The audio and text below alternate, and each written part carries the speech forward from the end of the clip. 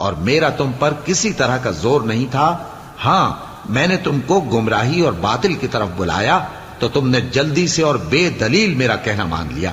تو آج مجھے ملامت نہ کرو، اپنے آپ ہی کو ملامت کرو. نہ میں تمہاری فریاد رسی کر سکتا ہوں اور نہ تم میری فریاد رسی کر سکتے ہو. میں اس بات سے انکار کرتا ہوں کہ تم پہلے مجھے شریک بناتے تھے. بے شک جو ظالم ہیں ان کے لیے درد دینے والا عذاب ہے. اور جو ایمان لائے اور عمل نیک کرتے رہے وہ بہشتوں میں داخل کیے جائیں گے جن کے نیچے نہریں بہہ رہی ہیں. اپنے پروردگار کے حکم سے وہ ہمیشہ ان میں رہیں گے.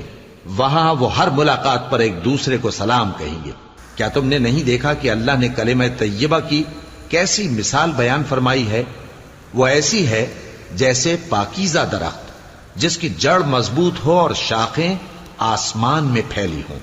وہ اپنے پروردگار